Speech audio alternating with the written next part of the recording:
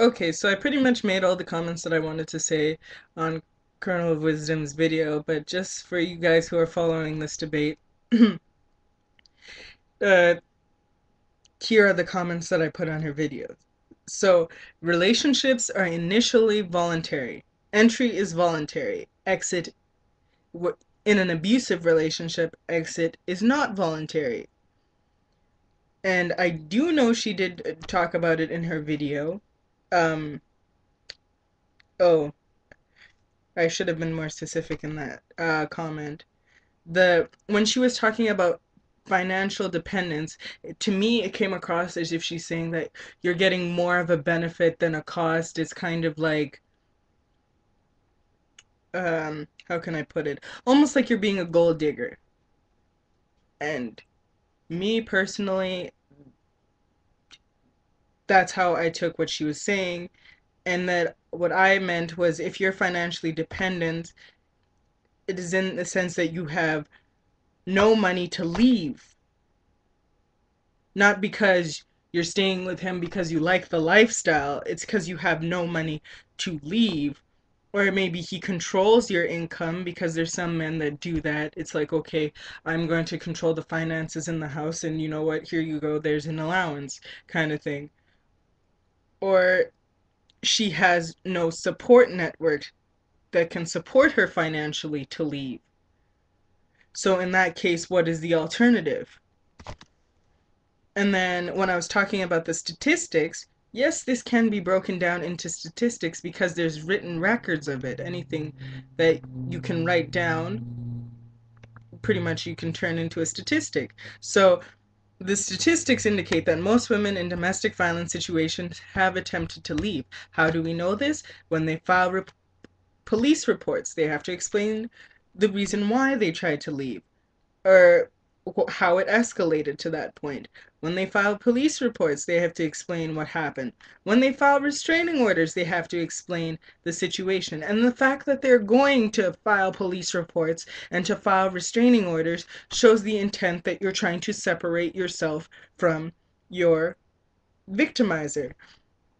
So, um, so also when they're being tried in court, they have to explain the situation again. So there's several instances where you can see that this person tried to leave their abuser. And I do in these circumstances, the circumstances that I've listed, I do feel that is oppression, not just assault, because you have no control over your own personal well-being. I mean, you did talk about colonialism, and you did talk about slavery. Well, what are the key characteristics of slavery? One group of people is exerting their dominance over you. You have no control over your own personal well-being. You have to do what they say. You are forced to submit to that person. Is that not what's going on in this relationship? And if you're not able to leave, then you are being oppressed.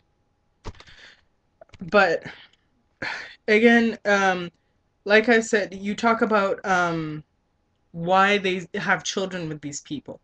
Well, it's like I said, people are capable of change. People are constantly changing their opinions, their views, the way they act. I mean, try going to high school.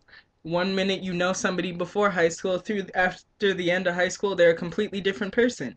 So it's possible to happen through life, and people can change under stress. Um, think of any reason that would cause normal people to divorce, whether it's children, whether it's financial burden.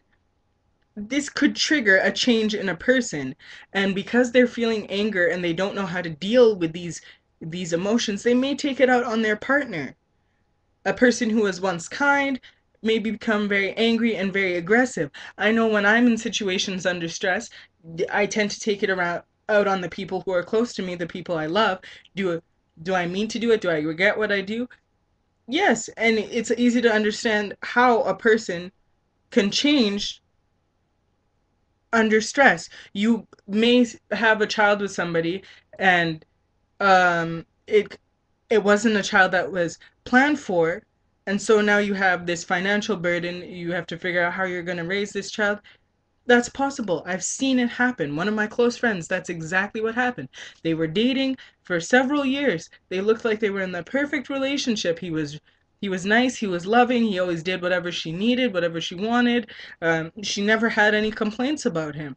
It wasn't until she got pregnant that everything changed. And I spent a lot of time with these people, um and this actually, now that I think about it, has happened to two friends of mine.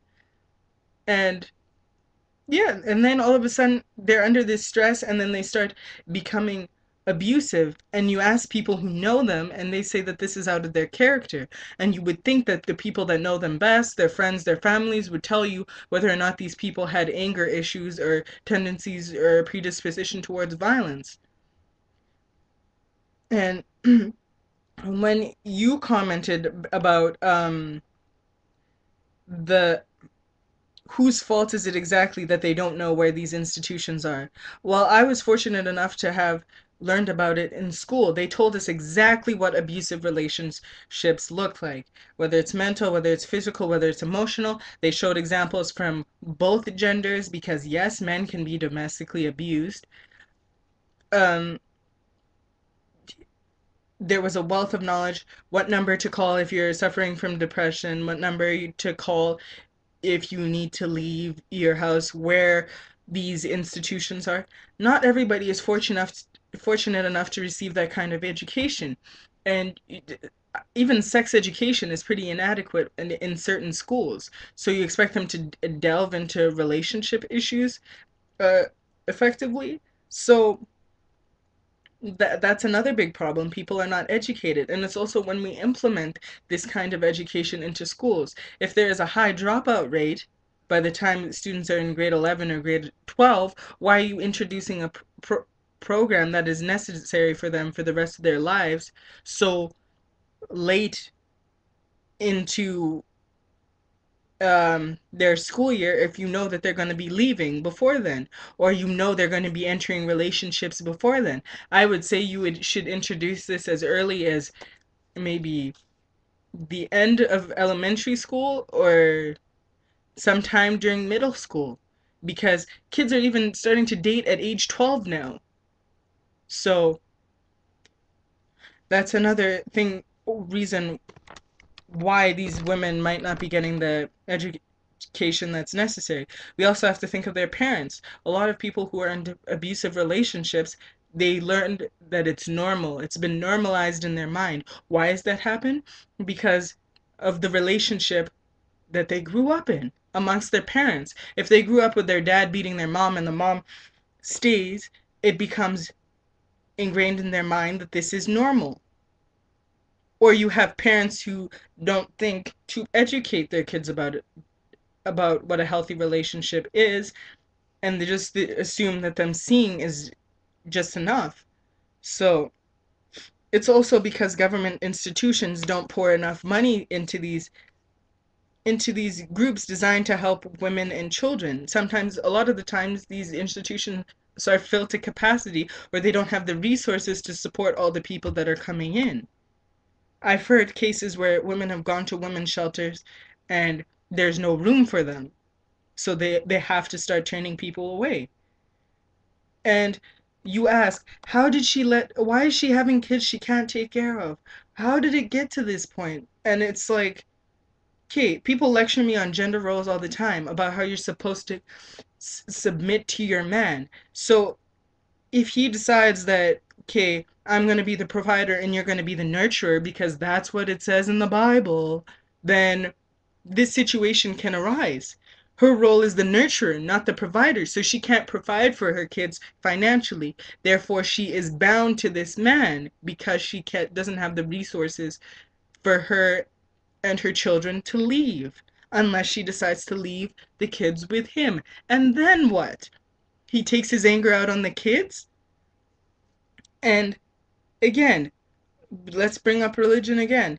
Um, she's told in the Bible she's supposed to submit to her man. So maybe she views that I have to stick with him for better, for worse. We're married. This must be what other relationships are like.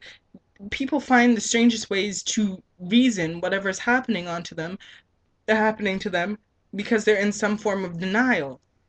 So again, these are all reasons why this could happen.